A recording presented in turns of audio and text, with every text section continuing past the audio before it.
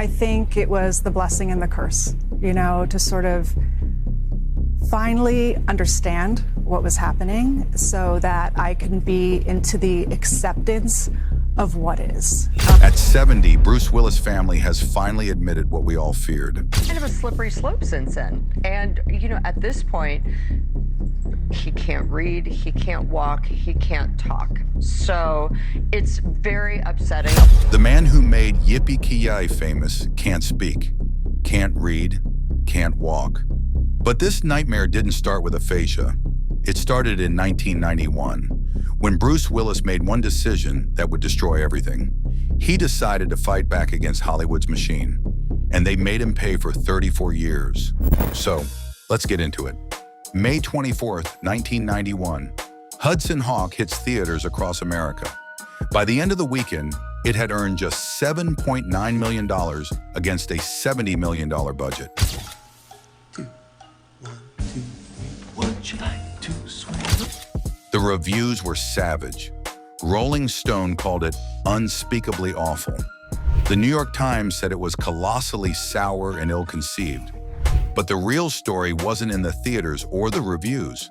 It was in the boardrooms of Hollywood, where executives were making phone calls and having meetings about what to do with Bruce Willis. 6 months earlier, Willis had been untouchable. Die Hard 2 had just made $240 million worldwide. He was getting offered $15 to $20 million per movie. Every studio wanted him. Are you nuts? That firefighter... But Bruce had other plans. He wanted to make a movie he'd been dreaming about since his bartending days in New York. A story about a cat burglar who sang while he worked, based on a song he'd written with his friend Robert Kraft. The problem started immediately. Willis didn't just want to star in Hudson Hawk, he wanted creative control. He co-wrote the story. He hired his own director, Michael Lehman. He brought in screenwriter Daniel Waters to rewrite the script. And once filming started in Italy, he essentially took over the entire production. On set, Willis was making decisions that should have belonged to the director. He was changing dialogue, directing other actors, and spending studio money like it was his own. The budget ballooned from $42 million to $70 million. Producer Joel Silver, who had made hundreds of millions with Willis on Die Hard, was furious but powerless to stop him. But it wasn't just about money. Willis was doing something that terrified Hollywood's power structure. He was proving that an actor could be more than just a hired gun. He was showing that stars could have artistic vision, could make creative decisions, could control their own projects. The movie bombed spectacularly. It lost an estimated $90 million. But the real damage was just beginning. Within weeks of the film's release, Willis found himself with a new label that would follow him for the rest of his career. Difficult to work with. It wasn't true, of course.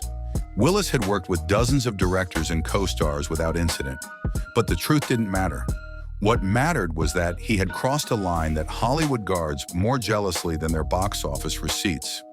The line between performer and creator. The Whisper campaign started immediately. Phone calls between agents and producers. Meetings where Willis's name was brought up and dismissed. Projects that should have been automatic offers suddenly went to other actors. The machine was turning against one of its biggest stars, and there was nothing Willis could do to stop it. Joel Silver, who had publicly supported Willis during Hudson Hawk's production, quietly began severing their professional relationship. Years later, Willis would reveal the extent of their falling out in an online forum post. F. Joel Silver, we are cordial now when we bump into each other, but we have not worked together since last Boy Scout. The same producer who had made Willis a global superstar was now cutting him out completely. And he wasn't alone. Across Hollywood, doors that had been wide open were quietly closing. The rebellion had begun, and Willis was about to learn the cost of challenging the system. By Christmas 1991, Bruce Willis had gone from the most bankable action star in Hollywood to persona non grata. The machine had marked him for destruction, and they were just getting started. The phone call stopped coming in January 1992. Not all at once. That would have been too obvious. But one by one, the meetings got canceled. The lunch invitations dried up. The projects Willis had been attached to suddenly found other actors. The blacklist wasn't official, but it was total. When Die Hard with a Vengeance went into pre-production in 1993, Willis made a shocking discovery. He wasn't invited back for his own franchise.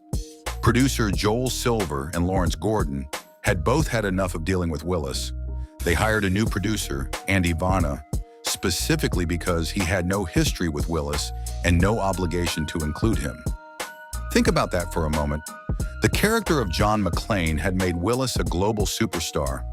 The Die Hard franchise was worth hundreds of millions of dollars, and Willis was being written out of it because he had dared to take creative control of one movie.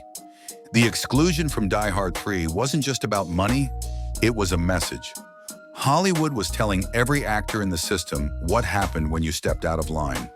You don't just lose the job, you lose the franchise. You don't just get fired, you get erased. But Willis refused to apologize. In interviews, he remained defiant. "I don't concern myself with box office," he told reporters.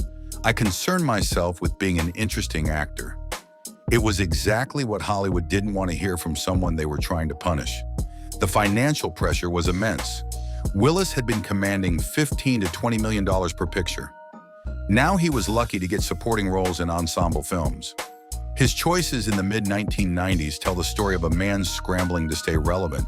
Striking Distance, a Pittsburgh cop thriller that barely broke even. Color of Night, an erotic thriller that was savaged by critics but found success on home video. The Jackal, a remake that felt like a step backward from his earlier work. Even when Willis landed in prestigious projects, the circumstances reminded everyone that he was no longer a sure thing. His role in Pulp Fiction was supporting, not starring. While it revived his career and earned him critical acclaim, it also established a new reality. Bruce Willis was no longer guaranteed to be the leading man. The pattern continued throughout the decade. Willis would have a hit like 12 Monkeys or The Fifth Element, then follow it up with a disappointment like Mercury Rising or Breakfast of Champions. The consistency that had marked his early career was gone, replaced by the erratic choices of an actor who was no longer in control of his destiny. But the industry wasn't done punishing him. In 1997, Willis was attached to star in a romantic comedy called Broadway Brawler for Disney. It should have been a simple project, a feel-good movie about a retired hockey player falling in love. Instead, it became another disaster that would haunt Willis for years. According to reports, Willis became dissatisfied with the cast and crew and began firing people left and right. He fired the director, Lee Grant. He fired the cinematographer. He fired the costume designer. He even fired his own producing partner. When the dust settled, Disney had lost $17 million on a movie that was never completed. Disney sued Willis for the losses, and rather than fight it in court, Willis agreed to star in 3 Disney movies at drastically reduced salaries.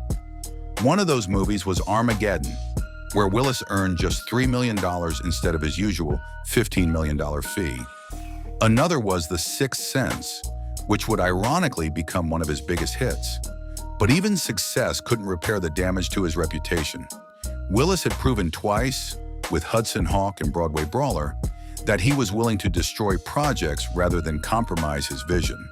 Hollywood had learned its lesson about Bruce Willis. He was talented, he was bankable, but he was dangerous.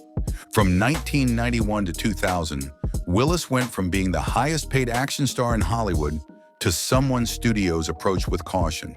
The machine had broken him financially and professionally, but they weren't done with him yet. The worst was still to come. By 2015, Bruce Willis was doing something unthinkable for a former A-list star. He was making direct-to-video movies, not just 1 or 2 to pay the bills between major releases, but film after film after film. In 2021 alone, he appeared in 8 low-budget productions that most people had never heard of. The movies were filmed quickly, cheaply, and with Willis barely appearing in them despite his face dominating the posters. Something was very wrong, but no one was asking the right questions. Behind this flood of terrible movies was a producer named Randall Emmett, who had built an empire around exploiting aging action stars. His company, EFO Films, had perfected what industry insiders called geezer teasers. Movies designed to trick audiences into thinking they were getting a real Bruce Willis film. The formula was simple and profitable. Pay Willis $2 million for 2 days of work. Film all his scenes in a single location, often a warehouse or office building. Limit his shooting schedule to just 8 hours per day. Use his name and face to sell the movie to international distributors and streaming services. The audiences would feel cheated, but by then the money had already been made. The restrictions on Willis's filming schedule should have raised red flags. Why would a production company voluntarily limit their stars' availability? Why were his scenes so isolated from the rest of the cast? Why did he need cue cards for simple dialogue? Reports from the sets revealed the truth. Willis appeared confused and disoriented. He struggled to remember his lines. He seemed unsure why he was there. On the set of Out of Death in 2021, screenwriter Bill Lawrence was instructed to reduce Willis's role just days before filming began. Director Mike Burns was told to complete all of Willis's scenes in a single day. Jesse V. Johnson, who directed Willis in White Elephant, later described working with the actor. After the first day of working with Bruce, I could see it was going to be an issue. Johnson said Willis seemed lost and required constant assistance from his handlers. But rather than protecting Willis or questioning his ability to consent to these contracts, the producers kept making movies. Between 2020 and 2022, Willis appeared in more than 20 films, most of them barely worthy of the name. Each one generated millions of dollars for the producers while exploiting Willis's declining mental state. The Golden Raspberry Awards, which recognize the worst performances in cinema, created a special category in 2022. Worst performance by Bruce Willis in a 2021 movie. 8 different Willis films were nominated. It was a public acknowledgement of just how far the former A-lister had fallen. But even as the Razzies were mocking Willis, people in the industry knew something was seriously wrong. The man who had once improvised some of cinema's most memorable dialogue couldn't remember simple lines. The actor who had commanded sets with confidence and charisma seemed lost and confused. The geezer teaser machine kept rolling. More contracts were signed. More terrible movies were made. More money was extracted from the Bruce Willis name. And through it all, Willis himself seemed increasingly absent from his own career, going through the motions while his handlers managed every aspect of his work. By early 2022, it was impossible to ignore what was happening. Willis's final film, Detective Night Independence, was released in January.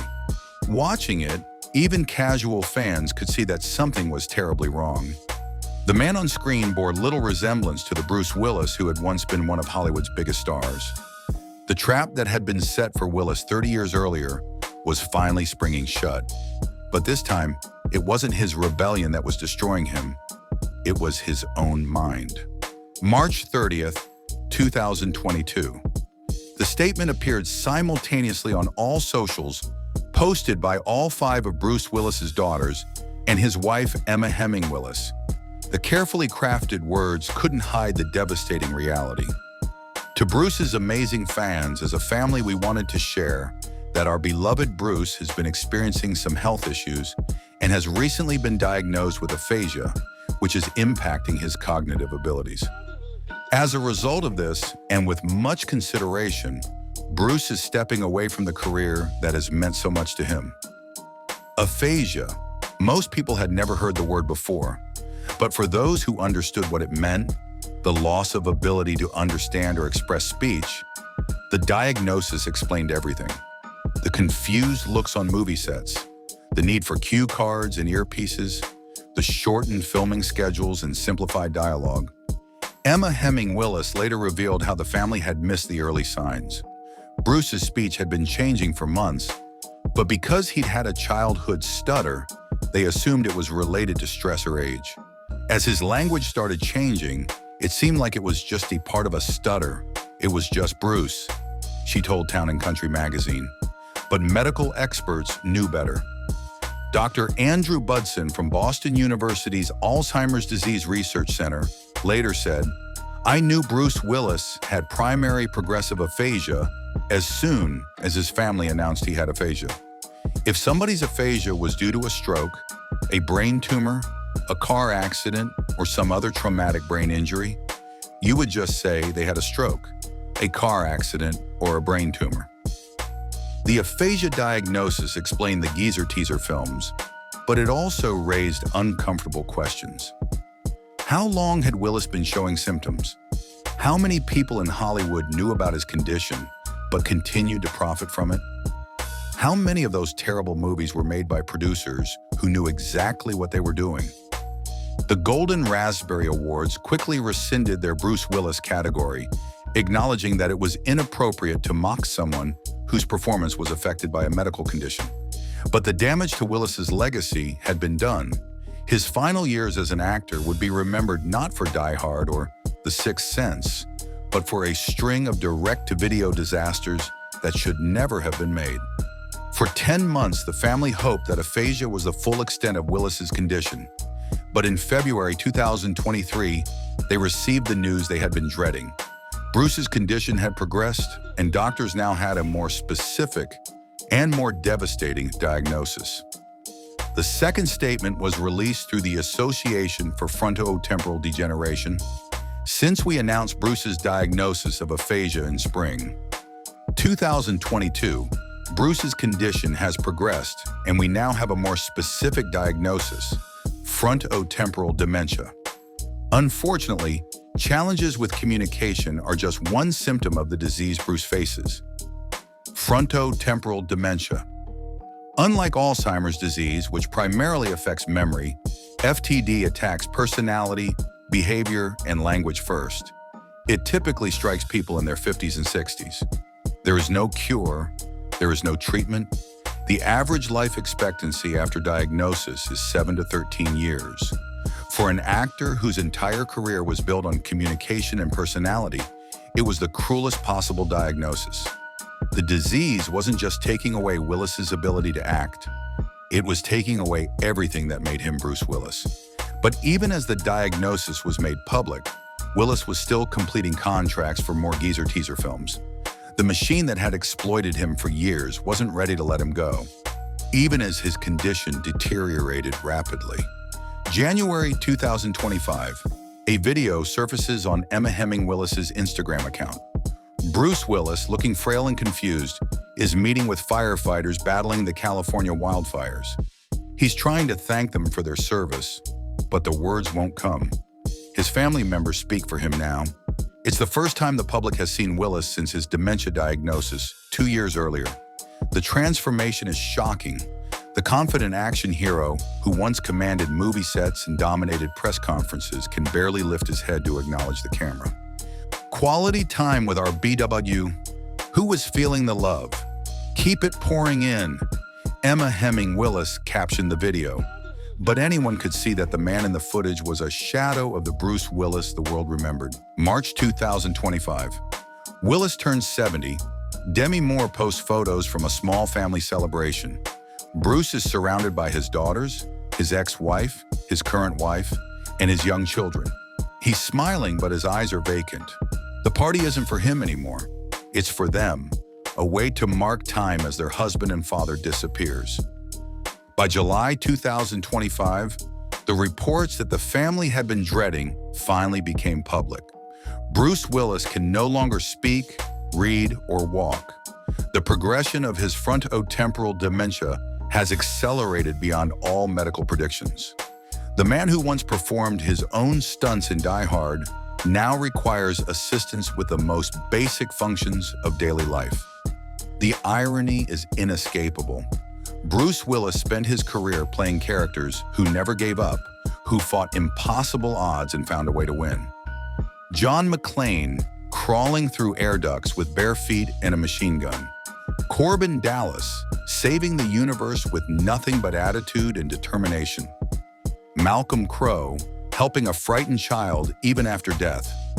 Now Willis is facing his final enemy, and this time there's no clever plan, no last-minute rescue, no happy ending. Frontotemporal dementia doesn't care about past glories or box office records. It doesn't negotiate. It doesn't show mercy. It just takes piece by piece until nothing remains. The actor who built a career on quick wit and perfect timing has been robbed of language itself. The star who never backed down from anyone or anything is helpless against an enemy he can't see, can't fight, and can't defeat. At 70, Bruce Willis has finally admitted what we all feared. Not through words, he no longer has words, but through silence, through absence, through the gradual disappearance of everything that made him who he was. The rebellion that started with Hudson Hawk in 1991 is finally over. Hollywood's machine didn't break Bruce Willis. In the end, it was his own mind that betrayed him. And now, in the cruel mathematics of frontotemporal dementia, even that victory feels hollow. Anyway, that's it for this video, folks. Bye.